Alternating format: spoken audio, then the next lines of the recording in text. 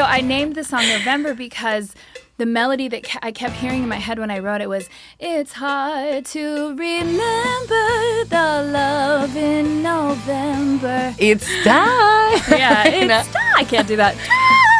Told me that you beat cancer twice. I did have to have surgery, and they took a part of my cervix out. Amber. Yes. Do you think... Camilla.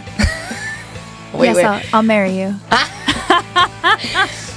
But we're talking about people that is influencing other people, because that's what they're called, influencers. So you see somebody that has a voice and they have the power with so many followers to give a word, to spread a message, and instead of spreading the truth and the real message, they decide to promote whatever works for them. Yeah. Right?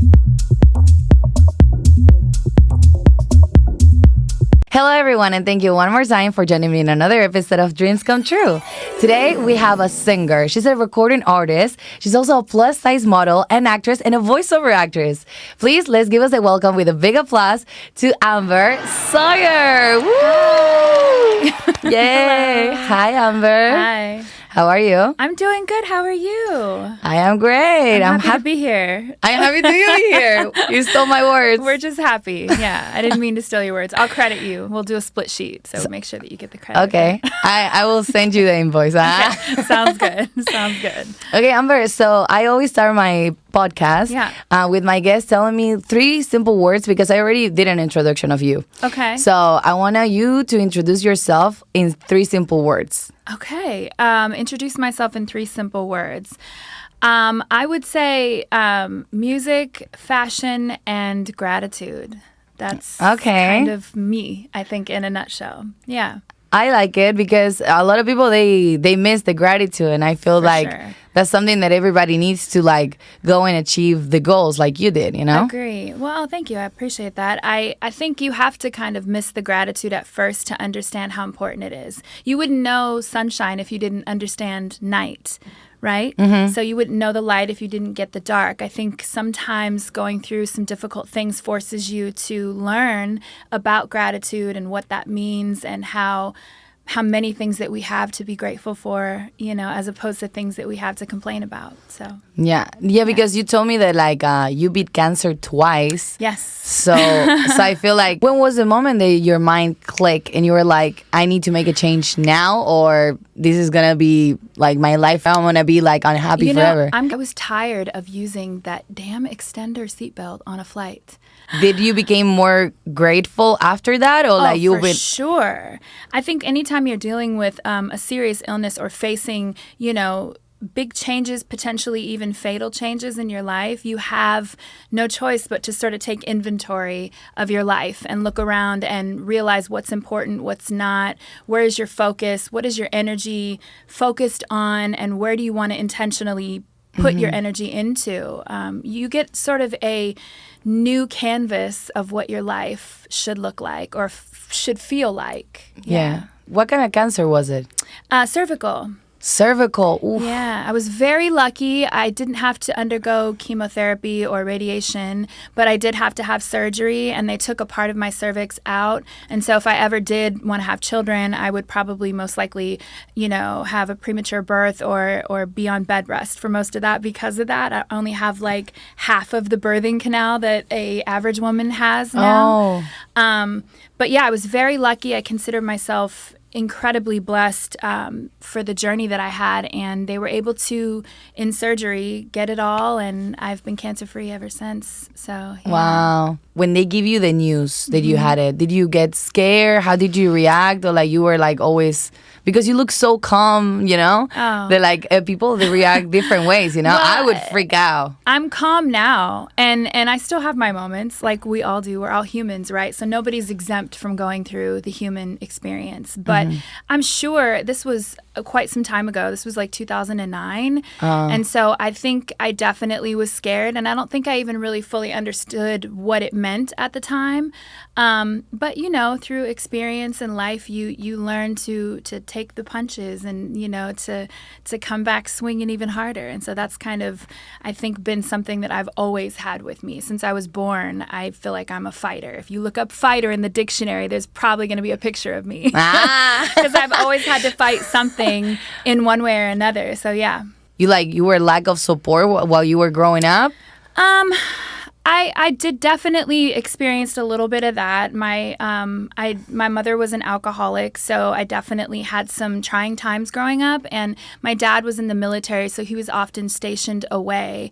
And those are referencing my adoptive parents. When I was born, obviously, my biological parents would have probably loved to have been able to take care of me, but couldn't. And so I think I just learned from an early age how to independently show up for myself.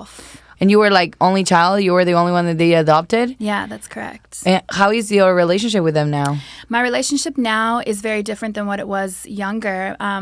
Me and my dad are super close. Me and my mom are much closer than what we were. And we've been working on our relationship for years. So we're in a much better place than what we used to be. And, I like to think of it like they both loved me and did the best that they could with the knowledge that they had. And they're also human. Mm-hmm. And like I said before, no one is exempt from going through the human experience. So they had struggles of their own and things that were passed down from their parents that, they didn't quite learn from. So everybody is learning, right? And there's a learning curve all the way around. For me, what that forced me to do, like I said, was just really learn how to independently show up for myself. You're a singer.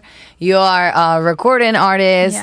Yeah. Your life is being an artist. You're a model. You're in the artistic world, and that world is a very tough place when you have to have a lot of character to be in it. And it sounds like you built that character when you were a kid, but how did you get into the industry by yourself after you were 18, or since you were a kid? How did you start? So I've been singing for as long as I can remember, and my parents both would give me spatulas and turn the video camera on, and I would just be singing, lip singing, even pretending. And it's just always been something. The camera went on and I immediately was oh, where am I looking? Where's my, it's just, I think always been in me. I think through some of the experiences that I had in my formative years, I needed an outlet. And I think music primarily and acting back then just became my outlet.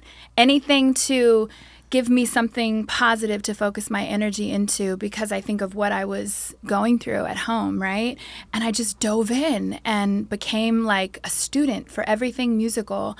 I started studying all of the greats, Whitney Houston being my first and probably biggest reason that I even wanted to become a singer. But of course, Mariah Carey, Celine Dion, all the greats, Yeah, those are the kind of artists that got you inspired. Your voice, would you say that is closer to that rhythm? I would never compare myself to any of those greats. I am me and they are them. I think that their artistry and the way that they delivered, I think there was something for me tied into a strong female lead, right? A beautiful woman standing on the center stage with a beautiful dress or something on and just commanding the room with her voice, singing incredible songs, Yeah. So, I was going more towards the tone of voice that you have. Yeah. Not comparing, because like you said, everybody is unique. Sure. And everybody has their own personality and they bring something different to the table. I was going more towards your music got inspired by this kind of artist. So the way that you form yourself, for example, I don't know, Justin Bieber, right? Yeah.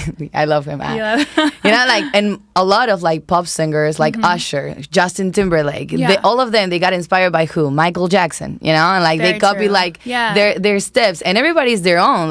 Justin is Justin, Usher is Usher, but they all copy the movement. They got inspired by them, and the kind of music that they do maybe is similar, it's a genre. I would say from a lot of those, I would put them in a category of female divas, right? I think you're a female diva. I don't know if I would consider myself a diva, but I've definitely taken from that category and pulled it into my artistry. I definitely love, standing center stage, flat foot singing, sangin', S-A-N-G. That's what I love to do. I love the theatrics of it all, the drama, the incredible outfits, the fashion, just the knowing that this woman is commanding the room, taking up space unapologetically, that's something I've always admired about all of those women. I saw Mariah Carey on last year, I think. It was for Christmas. Okay. Because, like, once a year she comes out with her song, Yes, she unthaws. Yeah, it's funny, like, it's time. Yeah, it's time. I can't do that. It's like, that's like an octave lower. That was pretty close, though. Yeah. And I remember, like, it was so, like, she owned the stage. Yes. And like, of course she sings amazing, right? She does. But there is a big difference when, like, you have an artist that just sings amazing, and there's an artist, like, that puts a whole show, and it's like it was her home, Yes. I don't know who has spilled something, and then it was like, I cannot sing. Can you come and clean these? Right. She was so funny. Well, they tell a story. I think there's a difference between a singer and an artist who tells a story. And you, as growing up with this influence, right, like of your parents and what you saw while you growing up, did you have issues while you like were like a teenager or like a young adult with those influences as well, or like you were always super grounded and focused on what you wanted? I think we're not always in control of the cards that were dealt, right? So I had no control over what was happening for me. I think it's all about what you choose to do with that. Exactly. And so for me, I think those influences probably could have sent me down a destructive path, and maybe did in some ways. I definitely haven't made the smartest choices in relationships. I definitely haven't always made the smartest choices when regarding, self.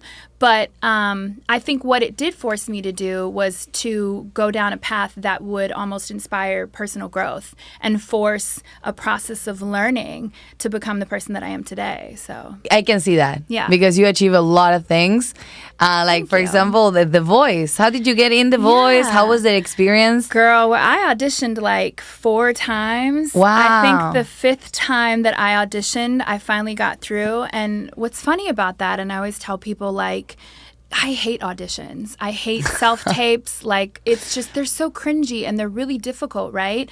And it's not, I think, a good representation of the person that you are for real. When I get on a stage and I'm performing in front of a crowd, I don't get as nervous as when I walk into an audition room and I know there's casting directors looking at me, right? That 5th time I went in, I had already gone in 4 times. So I was kind of like, can I curse? Or is that? Yes. I was kind of like, fuck it. You know what I mean? Like, you guys already know what I can do. I've seen you people 4 times. Yeah, the people that like interview you, the people that like do the audition is the same judge, like Kelly Clarkson. No. So initially, there's many rounds of The Voice, American Idol, all of those kinds of shows, AGT, before you get to what the viewer sees as the first round, which is like the televised process, the blind auditions, or you see Hollywood Week on American Idol. There's still many rounds before you even get to that part. Wow. So I'm talking about the room where there's like some lower level casting producers that have to push you into the next round, that push you into the round after that, and the round after that, and the round after that, then your paperwork, then you might do the first round on The Voice. Wow. So there's quite a bit of backstory there that most people who watch the show don't know. And so anyway, I think by the 5th time I went into that room, that first room, I was like, I'm going to give you me. If you don't know that you want me for this show yet, like, just let me go on about my life, okay? So I think my nerves weren't as present. I kind of was just kind of like, you know what, this is probably... You know what? I actually wanted to ask you about that because I saw your performance and I saw like you were singing like incredible. Yeah. I feel like when I see those kind of shows, I always feel that like the judges, they always turn around as soon as they hear the person, they have like incredible voice. Like basically, I feel that you waited. The song was like how you say escalating? Escalating. Yeah. Your song was escalating, so you popped out at the end. That's why Kelly Clarkson like give you the buzz, you know? Yeah. But I feel that like when all the judges they turn around is because they have that escalating like at the beginning. So they're like, oh my God, you know? Yeah. So I intentionally crafted the way that arrangement was. And while you were singing and you were seeing that like you were getting at the end of the song and nobody was like turning around, did you feel the nervous, you were like, please turn around, or you were like, you know what, fuck it, I'm gonna focus on my song? So absolutely, I definitely felt it. And I don't think that if any artist in that position, God bless them if they can, but would not be able to feel that. It's pressure, right? Yeah. It's pressure. But like I mentioned before, pressure for me in my life has always refined me. Pressure and obstacle and challenge has always shaped a diamond in me. It's always made me who I am. It's forced me to refine just a little tighter. I think, fun fact, actually, that blind audition, I didn't know when I walked out on stage for that, that there was only one spot left on anyone's team that I could have. So there was only one spot in the blind auditions left for that season. But they don't tell you that. Wow. Because, of course, that would make you more nervous. Like, oh, there's only one chance. And they This is your only chance. Yeah. So they do like 4 or 5 days usually of blind auditions. And the producers schedule everybody. I was scheduled on day 4 at like 9 p.m. for my blind audition. So you know going in that some of those spots have already been taken. Yeah. Right? And there's only, 12 spots on each coach's team and 4 coaches. So that's like, 48 spots total? So by the 4th day at 9 p.m., you're imagining there's only a few, if any, spots left. But when I walked out on that stage, there was only one spot on Kelly Clarkson's team. So she's the only one who could turn. But I didn't know that. So the whole song, while the song is progressing forward, I'm wondering, why aren't they turning? Like, I'm doing this, I'm doing that. And I knew that the song was coming to a close, and I hadn't planned the note that I sang, but I thought to myself, I need to do something. Yeah. I need to do something. And I reared back, I took a deep breath, and with everything in me, I sang that note. And then she hit her buzzer and turned her chair. And I think you see in the clip, too, that I lost it after that, because I was so... I was just like, she turned her chair. You're like, it's happening. It's really happening, Yeah. And I didn't even know in that moment that was the only spot that I could have taken. Yeah. And so after that, the confetti went off and like all this craziness happened. She came and gave me my jersey on stage. She brought my entire family and my friends that I had brought to support me on stage with me. Like, it was a whole thing. Yeah. And I had to sit back a moment and I was like, did I just win the show? Like, because this confetti went off. Yeah. And I learned later that every time they choose the last person of the blind auditions for that season, that it's like a big moment. It's like, oh, the blinds are over. Like, everybody has a team now. All of the contestants have been chosen for the show. No. So I was the final draft pick. That's crazy. Yeah. So it was kind of a cool moment. They made a big deal of it. I felt really special. I was super grateful to have been chosen, but I definitely was nervous. Okay, and I wanted to ask you about Kelly Clarkson. How was like working with her? How is she? She was amazing. She's everything that she puts herself out there to be. She is an incredible, phenomenal, empowered woman who takes up space unapologetically. She's so supportive. When we connected in that moment, and even in our moments past that, it always felt like a sistership, like a kindred spirit. We connected, and it just felt like we were goofy sisters together. I felt very one and the same with her. Like, oh, wow. She was so sweet, very supportive, very encouraging. I mean, she really, I think, because she comes from American Idol, I think she understood what it was like to be us. Yes. And so she showed up for us as a coach, I think, in a different way than some of what the other coaches would do. She knew what it was like. Is it okay if I put a piece of gum in? Do you want? I'm not usually like used to like chewing gum on camera, but like, no. Oh, I chew every time for me. Even on stage. You chew every time? Absolutely. I'm going to tell you why. Why? So there is neuroscience that backs this theory. The act of chewing gum, or even putting a throat drop or a mint in your mouth, sometimes even just under the tongue, it is a nervous system dysregulator. So if you're someone who deals with anxiety or like stress or even just casual nerves, like in an interview setting like this, it distracts the brain and causes the brain to calm down the vagus nerve, which releases dopamine and serotonin and causes you to relax just a little bit more. Okay. So it's something I think I've always done. It's just a way, it's a tool. It's a tool to help regulate your nervous system in moments where you might feel a little anxious. Wow. Yeah, it doesn't mean you're like, nah. But I like to have dissimulated. like simulating, right? Like, yeah, I always like to have something under my tongue, even when I sing. Really? Yeah. I'll put a throat drop under my tongue or a piece of gum. It also forces saliva production. So as a vocalist, we like to keep things really hydrated and smooth. So it does cause you to produce a little more saliva as well. Wow. And like, what did they tell you about like the way that it looks on camera? Oh, I mean, it doesn't look attractive for anyone to chew gum on camera. I mean, it looks like crazy and wild. Like, oh my God, it looks very. Let me see if I sound, my voice sound better, because I don't know what happened to my voice. Like, I had like this thing that has been going on in the air, and I lost my voice. Do you want watermelon or mint? Mint. Okay. Mint. Watermelon sugar high. Watermelon sugar high. Here you go. All right. Well, let's try it out.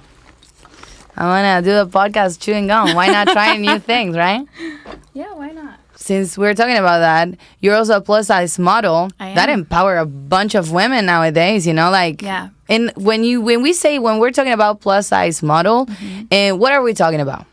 So when we're talking about plus size models, we're talking about models. First and foremost.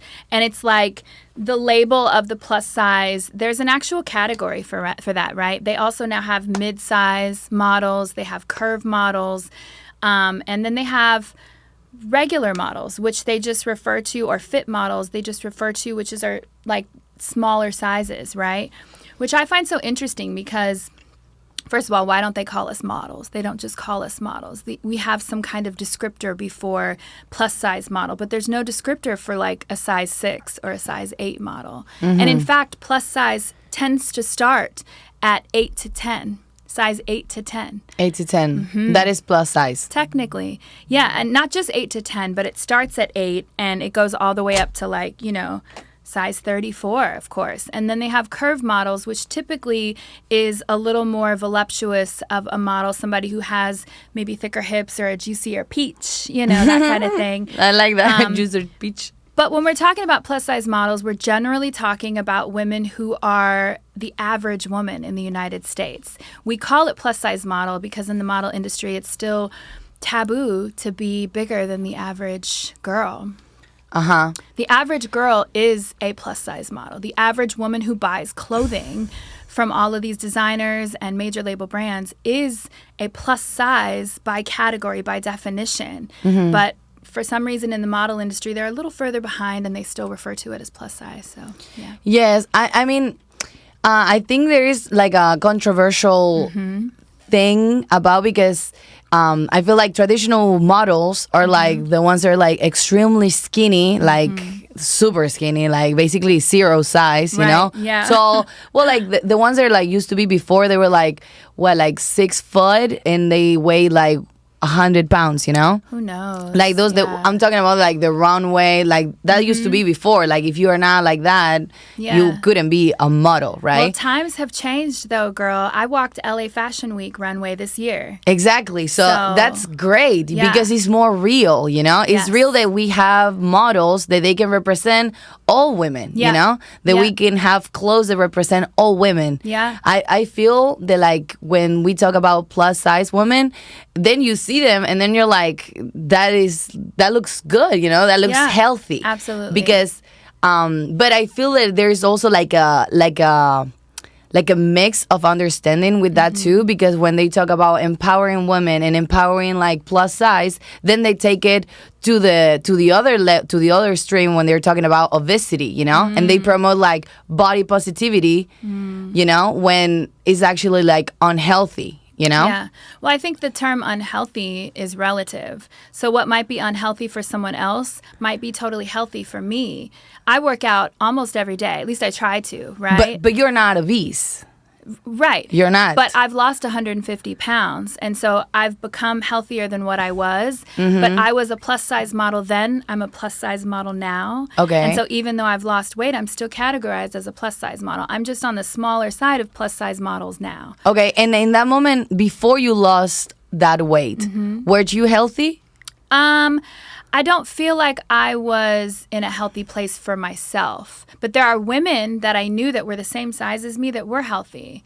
I think that there is I think that we project a lot of judgment on others without understanding their story. So people have medical conditions that they deal with. They have a harder time losing weight. Sometimes there's genetic code that's engraved in us that we don't understand that causes us to be larger than the average person. I just think it's unfair to say that heavier people in general are unhealthy. No, we no, don't no. know what's going on behind closed doors. You know what I mean? Yeah. No, not at all, because like, for example, right? You are a plus size model, but you're healthy.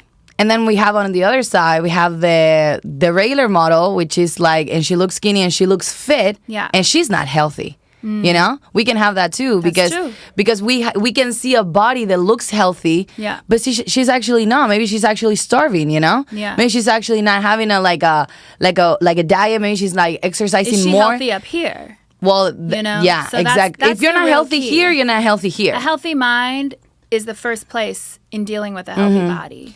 I feel like they are connected because, for example, if you're a person that eats a lot of like junk food, then that affects the brain because it's like starting to have like a lot of dopamine and like, Of course. you know? And if you start eating healthy, then that feeds the brain as well, like with like real food, and it becomes healthier. Yeah. You know, so maybe you have like a very skinny model that you think that like she has a great diet, and maybe she actually eats one Big Mac a day and then she exercises for 2 hours, and that is not healthy At all. You know? Yeah. So I feel like it's great to have in like right now models that they look from all sizes, you know, and they promote like at least, even though we don't know if they're healthy or not, at least we can see that we can relate to something else than Absolutely. just like... There's representation of bodies of all different kinds and sizes. I think that what should be represented in the model world is what is represented in the human world. It's all the same.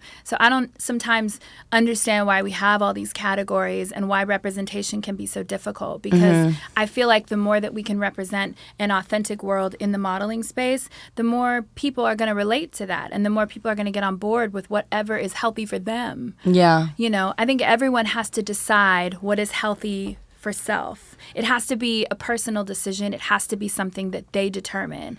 And if I say live and let live, so whatever works for somebody else, if that is what they feel works for them, then that might be healthy for them for a period of time. You know what I mean? And everybody is ever evolving and growing. So I try not to project or judge other people's journey, because I had my own. And I don't think I would understand what is healthy for me now if I didn't know what was unhealthy for me at the time. Did you have like an issue or like problems maybe like with self-love, or like you felt absolutely. like insecure basically with your body, and then I hated how I looked. I still struggled with that today. I mean, I like myself so much more than I did before. Yeah. And I like to say it that way because I don't think that there is a point of arrival.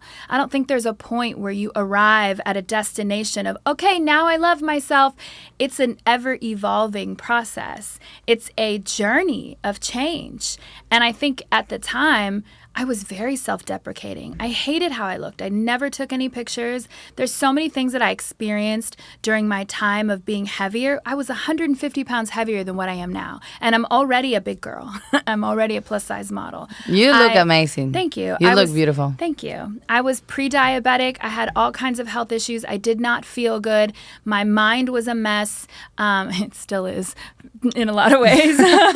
but I'm also okay with that. Like, I've learned that where I am right now is not where I'm going to be next year. So I'm also an ever-evolving process, even in myself. And I just allow myself grace for that to develop in the way that is best for me, right? But I was very unhappy. I didn't like myself. I never wanted to take pictures. I hated seeing video of myself.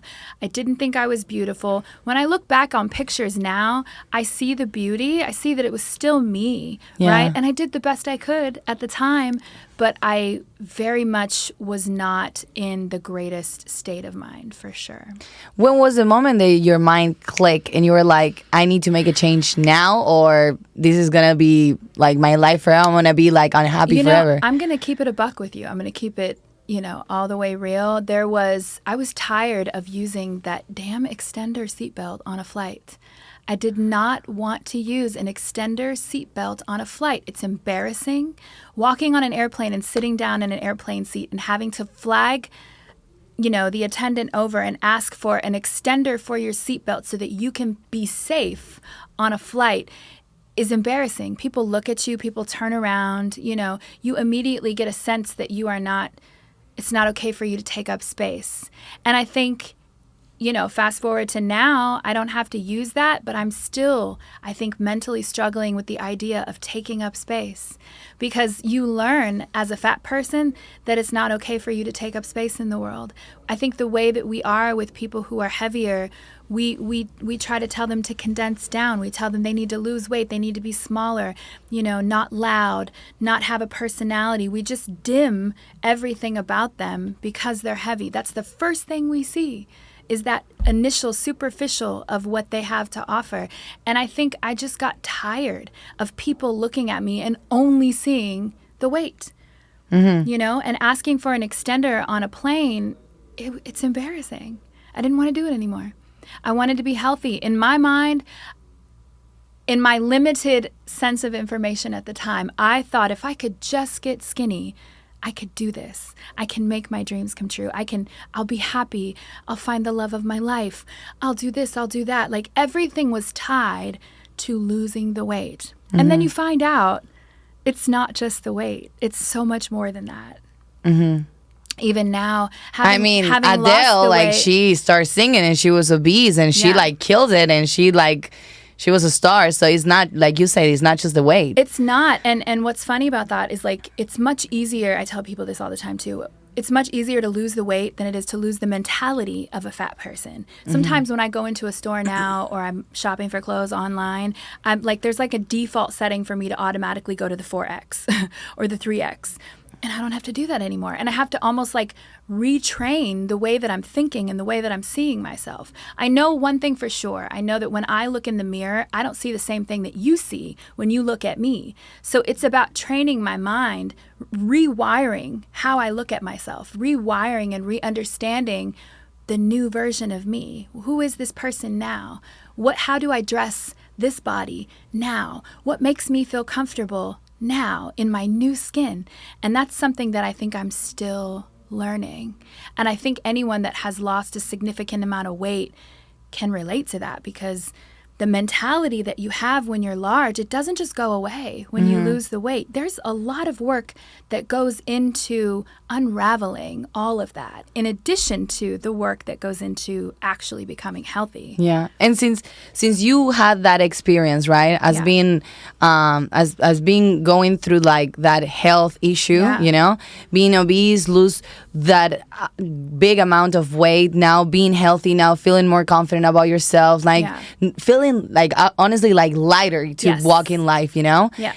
And then you see, for example, in social media, influencers that are eating a lot of junk food, and they're promoting I accept myself this way, and basically I don't care what say others, and they're obese, right? And they keep eating junk food, and it's you can do it, you can be whoever you want, and don't let other judges. What do you think about those people? Honestly, I don't think it's fair for me to judge those people. We all naturally judge, but right? it's not judging. It's just expressing your thought about an influencer that promotes. I'm going to tell you what I think. What I think is, if that works for them, more power to them. If that works for them, I don't perceive to have a thought necessarily about whether that's healthy for them or not. Who am I to say?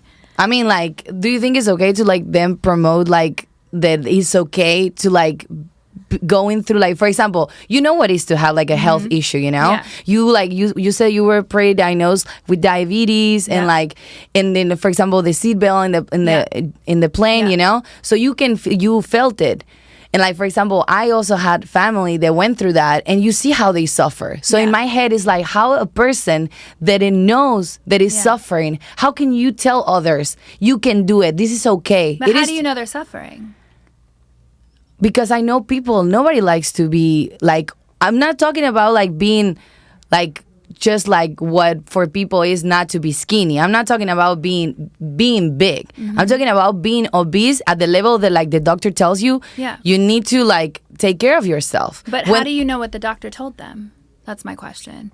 What I'm saying is... because there is not like, if you have a certain height, you cannot weigh certain amount of like weight. Says who? Doctors. Who doctors? Your doctor? My doctor? Their doctor? My point is, I'm challenging your way of thinking on this. Yeah. I like it. We're quick to pass a lot of judgment off of what we see on social media. We have no clue what those doctors are telling that person. And I'm not suggesting that it's okay for someone to eat things that are obviously not good for them long term. But there's more depth. There's more information there that we need before we're quick to pass judgment. And all I'm saying is, I think it'd be much more beneficial for people who understand that there's probably some unhealthy issues going on there to turn the focus back to themselves and what is unhealthy and healthy for them. If we all collectively as human beings paid more attention to self and judgment of self instead of judgment of others, I think that the pressure for all of that and all of those standards would come off. You have to let that person who's obese go through their own journey. It's not for me to tell them what's healthy or what's not healthy, or promoting whatever they're promoting. If that works for them, then that works for them. It doesn't work for me. So that's what I'm going to focus on. But we're talking about people that is influencing other people, because that's why they're called influencers. So like you see somebody that has a voice and they have the power with so many followers to give a word, to spread a message. And instead of spreading the truth and the real message, they decide to promote whatever works for them. Yeah. Right?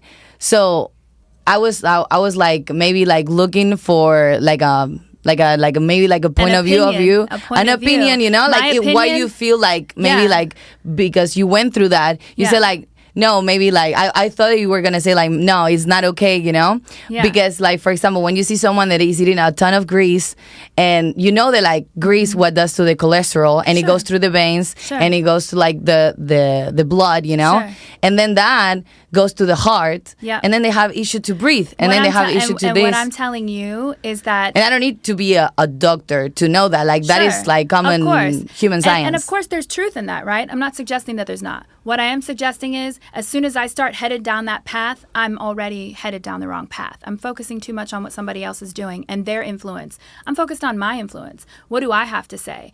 I wouldn't have gotten to the place that I am now if I was so worried about what other people are doing. And that's my point. My point is, if we pay attention too much to what other people are doing and what message they're spreading, I'm already on the wrong path. It's my job to focus on the message that I want to carry. So, of course, I'm not going to promote that kind of stuff because that's not what worked for me. I'm going to talk about my journey. I'm going to talk about what helped me get to a healthier place because that's what works for me. If I see somebody promoting something that I don't agree with, I just keep it pushing. I don't feel like I need to chastise that person for what they're doing. I'm already on the wrong path. All I'm saying is it's the same as music, right? It's subjective. It's relative. Yeah. Everybody has a thing that they like and everybody has a thing that they don't like. I have a tendency, if I see something that represents something I don't like, I just keep it moving. I don't have any reason to project anything onto that person. Not to that person. You know what I'm saying? If they need to do something different, that's for them to decide. You know, for me to tell them that, or for me to even have an opinion on that, I mean, that would also require, or that would also suggest that I would accept everyone's opinion of me when I was heavier. I certainly didn't eat healthier, and I was probably not promoting certain kinds of things. Exactly, but you weren't promoting because you know that but my journey is mine. I had to go through that, though, in order to get where I am now. So if somebody else is on that journey, far be it for me to tell them what they should do. That's for them to decide. I'm not a politician. I'm an artist. So I'm not getting on podiums and on soapboxes telling other people what they should do with their life. I'm primarily focused on getting mine together. So that's all I'm saying. I'm just challenging that way of thinking, and that is part, I think, of an evolutionary growth process that I think humans should really think about. We spend far too much time telling everybody else what they should do, how they should vote, how they should look, what they should wear, what you should eat, what you should do, what kind of artist you should be, the kind of music you should perform, how you should model, what you should represent. If we all just turned that focus a little more inward, I think the world would be a better place, honestly. Not to sound corny, but I really do. We spend far too much time telling other people what they should do. Yeah, well, like, yes. Yeah, well, like... Nobody told me. I figured it out myself. And of course, people had judgments. But did that help me? Did it help me when somebody called me fat? Yeah, no? Society put rules and like, yeah. I was going more towards like if it was okay for you or like, what was your point of view of like people promoting that kind of thing? Sure. Since you went through that and you know how hard it is. I don't have an opinion on that. My opinion is... Focus on yourself. Yeah, my opinion is clearly that's what works for them. Okay. It doesn't work for me. It's valid. Yeah. Okay. Yeah. And okay, so switching it up because we're done with this theme. Let's just change subject.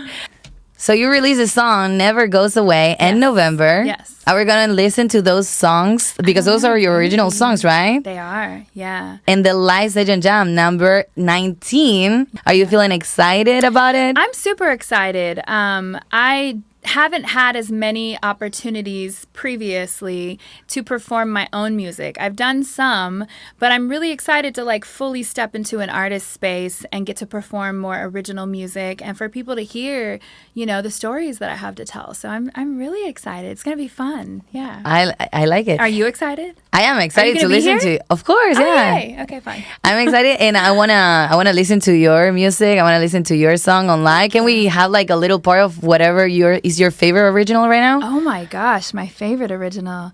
Well, actually, I am submitting my song November for Grammy consideration this year. I just recently became a member of the Recording Academy. Yeah, I'm part of the Recording Academy 25. So I'm super excited. Yay! So my song November is a really emotional song that talks about a time in my life where I was really trying to let a relationship go that was unhealthy for me. And I had met him in November. And so I named the song November because the melody that I kept hearing in my head when I wrote it was, it's hard to remember the love in November.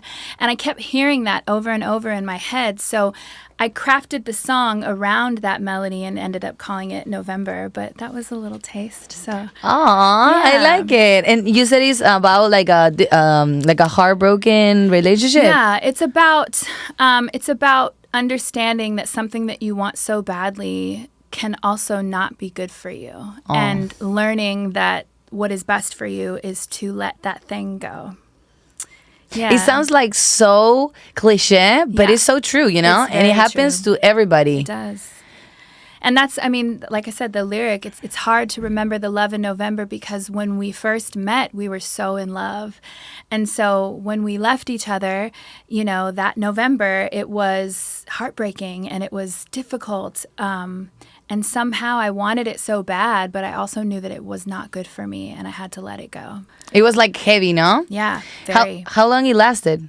Oh gosh, girl. I met him in 2018, and it was definitely like 4 or 5 cycles of us being together and breaking up. Technically, he would probably say that we never officially got back together after the first breakup, officially, but we were living together. We were together. Are you kidding me? It's one of those things where he was like, oh, well, we're not together, but you were benefiting off of everything of us being together. So it was about 4 or 5 cycles before I finally was just like, I can't do this anymore. Like 5 cycles, you mean like months? Meaning, no, not necessarily in time increment, but like 5 cycles where we got back together and then he would leave and then got back together and then he would leave. And each time it was harder and harder. And I really should have let it go after the first time. If I'm being honest, after the first breakup, I should have understood that we were done then. And it just got worse every cycle. Oof. It was worse. He would come back and he would love bomb me even harder. He'd be like, I've changed. I'm working on this. I miss you. I want to be around you. We do this together. We have such a good time, blah, blah, blah. And then it would be worse than what it was when it went south. It was bad. So wow. I was very codependently attached in that relationship. And you were in love? I think initially I was. I think in the very beginning I was in love. I think I was in attachment after that. I think I was very much attached to the outcome of what I wanted us to be but we were never that. It was never right. It was probably never supposed to be what it was, actually. I think when I met him, I felt like it was just going to be like this fun little fling, because I met him on a residency in South Korea. What? He's Korean? No. Oh. No. He's from the south side of Chicago. Very not Korean. Okay. But but when I met him in Korea, he had never been outside of Chicago. And I had traveled a lot. And I think that there was just, it should have probably just been some fun on the island. I had a residency there, so I performed at a resort for like 3 months. And he was brought in as one of the musicians. And so that's how we met. And I didn't know him before that. And then after that, like, it probably just should have been fun on the island. And we probably should have left it there. But he really pushed for a relationship. And I was kind of like, are you sure? He was younger than me. I felt like there was a bit of a disconnect. But he presented like that was something he really wanted. And so I kind of fell for it. And then I do think that there was genuine love and feeling there. But then after we broke up that first time, I probably should have just deaded it. Yeah. And now you are releasing your fuck song. Him. Respectfully. Disrespectfully, actually, if he's watching. Yeah. Yeah. Oh, yeah. There you go. There's your controversy. Well, thanks to him, you wrote an amazing and catchy song, because I like that part, right? Yeah? Oh, you heard it. Well, you just listened to, sing it to me. Yeah. And it sounded like catchy, you know? It sounded like very, like, yeah, but like it's a very sad, emotional song for sure. But we love those songs, you know? We love when it's a rainy day, or maybe we just feel sad and we want to like just keep feeling more sad, you know? Yeah. I feel like love is the thing that like all musicians write about. Even and like, you know which ones they like the most? The heartbreaking ones. Yes. Because there are more heartbreaks that people actually in love and like in healthy relationships, you know? So it's nice to hear the only moments that we like to hear the like loving songs and all happy is when we are in love. Yeah. So if you're going through a tough time, which most of the people are going through right now, they're gonna listen to your song. I hope and you know what? Actually, I hope so. I'm gonna confess something to you right now. I wrote a short film which talks about toxic relationships. I love that. Nobody knows this. Okay. So like I'm just Yay, spoiling. You wrote a short film. Yay! No, but like I haven't like we're about to film it. Oh, that's great. And let me know if you need an actress or something. Yeah. Well, like I'm the actress. Oh, okay, great. Oh, well, let me know if you need a supporting actress. But listen. Okay. So the short film is something like about toxic relationship behaviors and something like that, right? So actually your song would go really good with it. Oh, well, if you are down to collaborate, totally you know, down. like imagine like like I would love that. Yeah. Like, you know, because you always need like music in the background and like having original music from original singers that come to like the Lycegen Jam, which is like a place very special to me that I really enjoy being part of, you know? And I would love to have like music that is actually, you know? Fun fact, you said that you did an interview with Coda. Yes. So Coda Corvette and I wrote that song together. No way. Yeah. Wow, that's crazy. She's a brilliant musician, brilliant artist in herself. And we got in the studio one day and we wrote that song and we finished it in a few hours. It was written. I told her how I wanted to write it. We crafted it perfectly. It's very cinematic. I love it. Definitely oh my God. Of movie. Women empowered. Yeah. I like it. I love it. You know? Shout out to Coda. Yeah. We love her. We send hi to Coda. Mwah, hi, Coda. Mwah. We love you. Love you. Let's write some more. Yeah. And see it and share it. Yeah, because there's gonna like definitely be like music. So like if I want to hear all of the song, but if you're saying that it's like definitely like something like sad and smooth, like it would go. It's cinematic. Great. It's very cinematic. Yeah. It tells a story. Yeah. The beginning says, leaves falling off the trees, changes in the breeze. Ah, the winter's setting in, icicles on my skin. Where do I begin? You're not here and I fear that it's hard to remember the love in November. How can I let this go? So it's very like, You know, we're telling the story. I'm hypnotized. I know that I should love, but I still resist love. I just want you to know. And the chorus says, pain still in my veins, you're taking space. Take your mask off. Because it talks about a person sort of being an imposter in the way that they show up in your life. Yes. So, oh my God. Yeah. You're going to love it. You're going to love it. Oh my God. No, this is great. Yeah. Things doesn't happen just because, you know, they happen for a reason. Everything happens for a reason. Oh my God. Everything is intentional and on purpose. Amber. Yes. Do you think Camilla?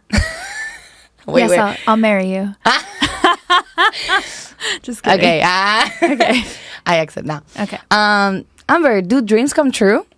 Absolutely, dreams do come true. If you work hard and stay humble and stay focused and be a good human. Be a good human. What is your next dream to come true?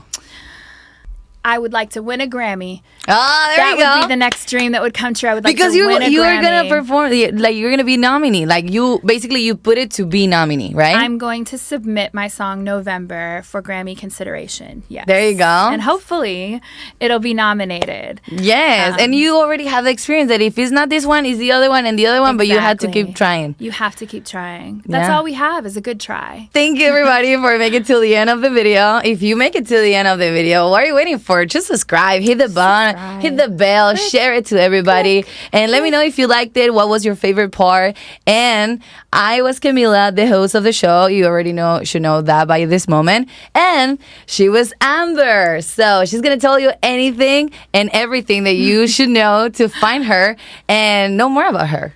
You can find me on Twitter and TikTok at Amber Sauer. That is Sauer. It's spelt like sour, said like Sawyer, but always sweet. And you can also find my original music on Spotify, Apple Music, everywhere digital music is streamed and sold. Subscribe to my YouTube also.